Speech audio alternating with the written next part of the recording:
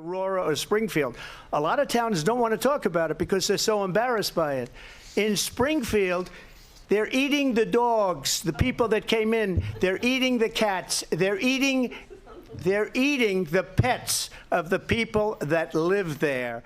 Ladies and gentlemen, the Pleb is back. In today's report, we got to talk about what happened last night at that crazy debate, because Trump actually went there and blamed Kamala Harris for immigrants eating people's pets in Ohio. Also tonight, what the heck is going on with Joe Biden, as he was spotted today putting on a Trump hat at one of his events. Also tonight, I have explosive updates here in the Mark Garrison lawsuit, as Counter Signal editor Kian Bexty has now put out a list of demands to Mark Garrison to make him drop the lawsuit. Also tonight, Pierre Poilievre officially puts Jagmeet Singh on notice and says when he comes back to work on Monday, he is going to try to trigger an election. And Jagmeet Singh responds. You won't want to miss tonight's story. Stick around.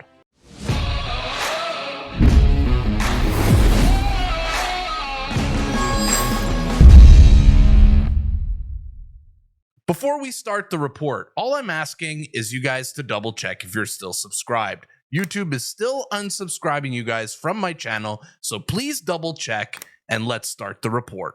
Welcome to your post-debate report. It is great to be back, and today we have a lot of crazy stuff to cover on this channel. Now, the big hot topic going into last night's debate were the Haitian cat memes that were going absolutely viral all over social media.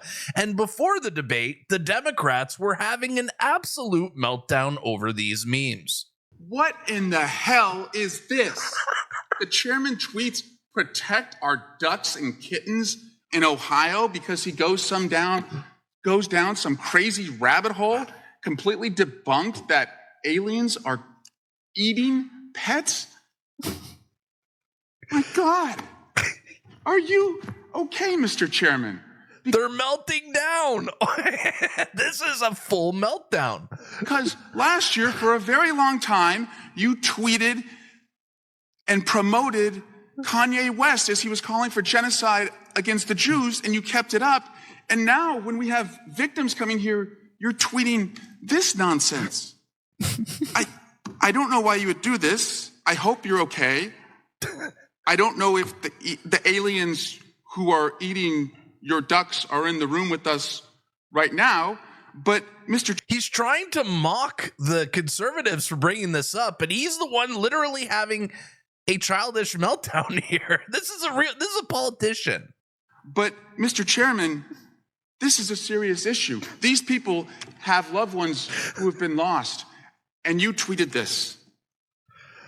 They're melting, folks. Pretty rich coming from someone who slept with a Chinese communist spy, but hey, thanks for the entertainment. Now, one thing is for sure, Democrats don't care about your pets. All they care about is holding on to power. And nobody seems to care about all the poor kitties in Ohio right now who are fighting for their lives.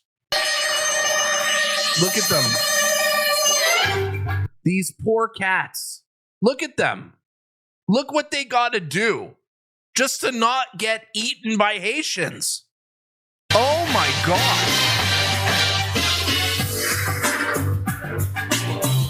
Unbelievable. Look at them. They have to run into trees because they're getting eaten. It's a tragedy, folks. It is a tragedy what's happening in Ohio. But thankfully, the people have a fighter, and his name is Donald Trump. And unlike the Democrats, he's willing to stand up to these migrants who are eating people's pets in Ohio. He even mentioned it at last night's debate. Aurora or Springfield. A lot of towns don't want to talk about it because they're so embarrassed by it. In Springfield, they're eating the dogs, the people that came in. They're eating the cats. They're eating... He actually went there. He's a savage. He is a savage. They're eating the dogs, the people that came in. They're eating the cats. They're eating They're eating the pets of the people that live there. And this is what's happening in our country. The thing I love about Trump is the fact that he has the balls to say these things during a debate. He's truly one of a kind. Our regular politicians would try to simply ignore the issue, but Trump? No way. And during last night's debate, it wasn't just the people that were horrified upon hearing the news of what's happening in Ohio. Apparently, the dogs are scared too. My dog was taken and used for food. So maybe he said that, and maybe that's a good thing to say for a city manager. I'm not taking this from but television. The people I'm on taking it from television the city saying their manager. dog was eaten by the people that went there. Again, the Springfield city manager says there's no evidence of that. Vice President. The dog walked away. Harris, I'll let you respond to the rest of what you've heard. This poor dog. For food. So maybe he said that, and maybe that's a good thing to say for a city manager. I'm not taking this from but television. The people I'm on taking it from television the city saying their manager. dog was eaten by the people that went there. Again, the Springfield city manager says there's no evidence. Protect this poor puppy. He's scared. Absolute classic. Poor doggy. But last night was filled with all kinds of classic, and Trump appeared to be getting under Kamala's skin when he mentioned that she raised money to bail violent rioters out of jail. She went out in Minnesota and wanted to let criminals that killed people, that burned down Minneapolis, she went out and raised money to get them out of jail. She did things that nobody would ever think of. She is pissed. Just look at that body language. She's not happy.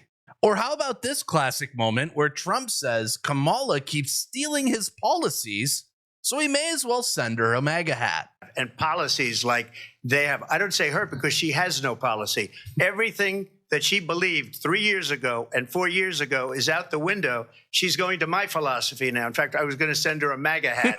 She's gone to my philosophy. But if she ever got elected, she'd change it. The reason this is so funny is because leftists are the same everywhere. They cheat, they steal, and the same thing is happening in Canada, where Justin Trudeau won't stop copying Pierre Poilievre's good ideas. But my favorite moment from the debate had to be this, where Trump tells Kamala to drag Biden out of bed at 4 p.m. to sign a bill to close the border. Right to do. The president of the United States, you'll get him out of bed, you'll wake him up at 4 o'clock in the afternoon, you'll say, come on down to the office, let's sign a bill. If he signs a bill that the border is closed, all he has to do is say it to the Border Patrol, who are phenomenal. If they do that, the border is closed. They have the... Get him out of bed at 4 p.m. LMAO. Now, after reading all of your chats last night during last night's live stream and going to read X after, the consensus seems to be this. Last night's debate was clearly a 3-on-1, where Trump not only had to debate Kamala Harris, he also had to debate ABC News, who kept fact-checking him and rigging the debate in Kamala's favor. Now, apparently, this 3-on-1 battle managed to convince people that Kamala won the debate, and I'm going to prove to you guys why, because the betting markets never lie. These were the odds before the debate started. Trump was up by 8%, 53% to 45%. But as soon as the debate was over, the odds started to shift here as it became a perfect coin flip, 49-49. As soon as the debate was done, the betting market shifted. Now, after the debate, the market clearly thought that Kamala won it. But thankfully, we'll move things over to today as the odds are shifting back to Trump's favor, and he's regaining a 2% lead. The odds are coming back to reality. So those were basically the highlight of last night's presidential debate. And before we move things over to Canada, I want to show you guys a video of a comedian who impersonates Vivek Ramaswamy, and he actually meets Vivek, and the outcome is absolutely hilarious. I know I'm gonna be late. I'll make the plane. Ayo, gotta be late. Hey, man. Oh, hey, man. Vivek Vivek. Vivek Ramaswamy. I'm the real Ramaswamy. Vivek. I thought we already been. No, How we did you this. get here? I've been here, man. If you're really the real Vivek Ramaswamy, Yes. okay, you have to know something about this country in Yeah. order to become president in 2028. Darn right. How many members of Congress are there? 535. 535. How many House members are there? 435. How many senators are there? 100. How many states are there? 51. You forgot the deep state. It's really important. It's amazing. to talk about foreign policy. So what is the capital? That is a punchline right there. That is good. You forgot the deep state. So good. It's really important that we talk about foreign policy. So what is the capital of Bolivia? La Paz and Sucre. There are two. There's two capitals. You're right. Yeah. Just like there's two Vivek Ramaswamis. gosh. Wait, are you familiar with Thomas Jefferson? It's actually my Right. favorite president. That's my favorite president. We hold these truths to be self-evident that all men are created equal. Maybe Equal. we're both the same. Equal. Okay. It's deep. All right. I'm gonna make a sound and you're gonna tell me which politician that is. All right. Ready? That's you. Here's the next one. You have to close your eyes for this one. Okay. Okay, close your eyes, don't move. No peeking, this isn't the FBI or the DOJ, okay? All right, now you can open your eyes. Who's that? That's Kamala. You think you just fell out of a coconut tree? That was funny. And in the last story out of America tonight, something crazy absolutely happened today. Breaking news.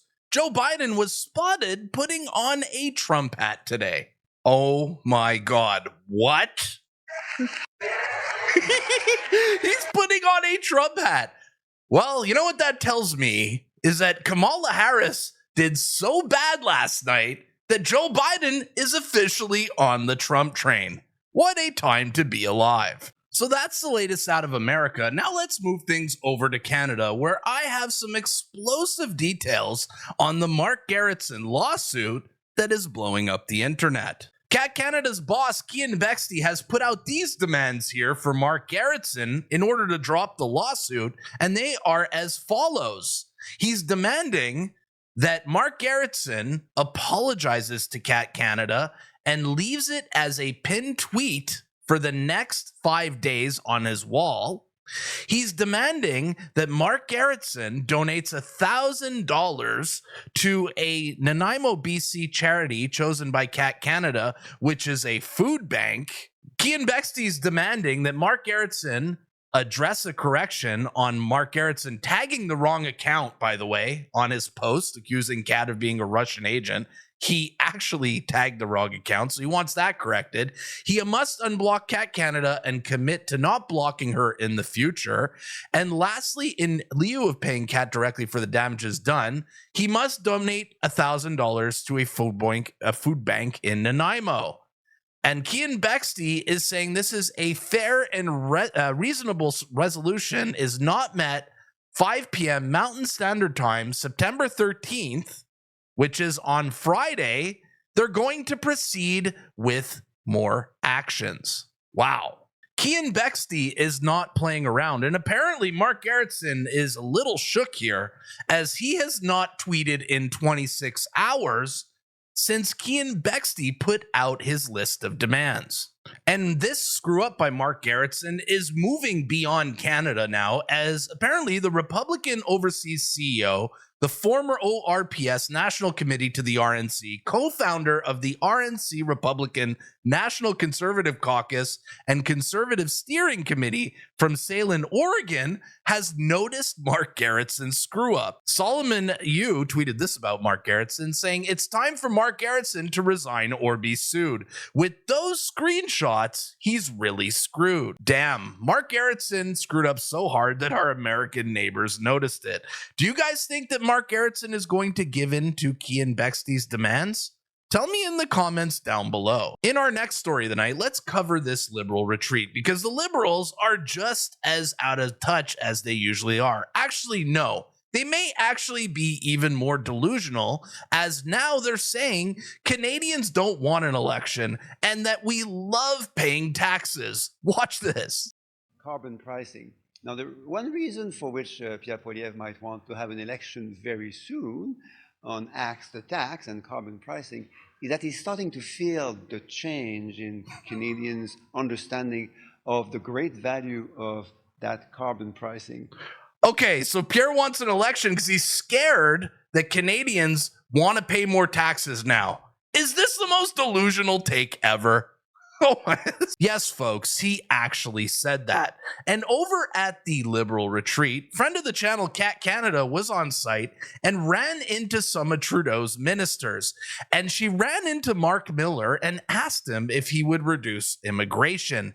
And of course, the coward did not answer her question. Watch this. Minister Miller, any plans on reducing mass immigration in Canada that's currently wreaking havoc on our housing crisis, on our housing? Sorry, who are you? I'm just wondering about immigration. Well, I'm wondering who you are. I mean, you just came up. Why does it even matter who she is? That is a super reasonable question. Are you willing to reduce immigration? Who cares where it came from? Why are they doing this? It makes no sense.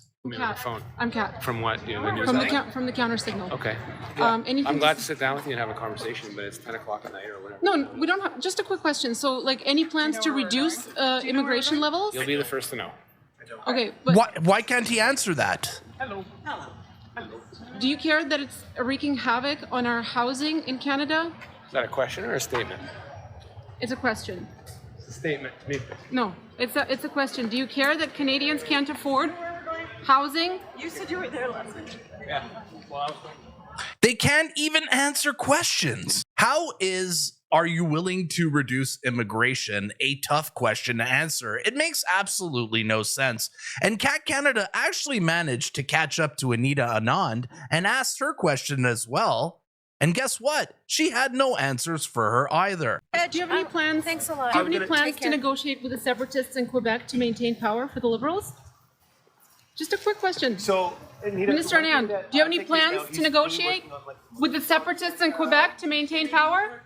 He is, and you know what? No answer. Do you have These absolutely incompetent gaslighters need to be fired immediately. I cannot take any more of this. And thankfully, today, Pierre Poilievre held a press conference and said the second he's coming back to Parliament, he's going to try to trigger an election. Now, Jagmeet Singh, who supported all these policies, in fact pushed for them to happen, says that Justin Trudeau is radioactive. And right before the by-elections, Singh suddenly had a change of heart, or so he said, publishing a video claiming that he was no longer in the Costly Coalition. Well, let's look at the wording. The Costly Coalition is called a Supply and Confidence Agreement. So if you're pulling out, you have to vote non-confidence. If you don't, you're still in the agreement. No matter what your video stunt would have everyone else believe. So the question that Jagmeet Singh has been asked 31 times in the last week, and he has refused to answer, is whether he will vote non-confidence to trigger a carbon tax election. He won't. Well, why is that? Well, let's just inspect the timing here for a second. He did his video 2 days before voting started in those by-elections, trying to trick people into thinking he was no longer part of the coalition. The by-elections will be held on Monday, after which he can just change his mind and go back to voting to keep Trudeau in power. So I have an announcement and a challenge. I'm announcing that Common Sense Conservatives will put forward a non-confidence motion at the earliest possible opportunity. And I'm asking Jagmeet Singh and the NDP to commit unequivocally before Monday's by-elections. Will they vote non-confidence to bring down the Costly Coalition and trigger a carbon tax election? Or will Jagmeet Singh sell out Canadians again? Which will it be? It's put up or shut up time for the NDP. Put up or shut up? Who, Jagmeet Singh? Yeah, right. It's never happening. And at today's press conference, Jagmeet Singh was asked if he would vote non-confidence on Trudeau, and as usual, just weaseled his way out of this like the slime bag that he is. What's your response to Pierre Poilievre? What's your response to what he said today, specifically that the NDP should put up or shut up? I say directly to Pierre Poilievre, I'm not going to listen to you, someone who wants to destroy our healthcare system, who wants to hurt seniors by cutting their pensions, someone who wants to attack workers, someone who wants to strip away dental care from seniors. What kind of person wants to strip away dental care when seniors have just gotten it, when kids are receiving it? Who wants to take that away from them? I'm never going to listen to someone like that. So no, I'm not going to listen to your advice. You want to destroy people's lives. I want to build up a brighter future. I want to build a better future for Canadians.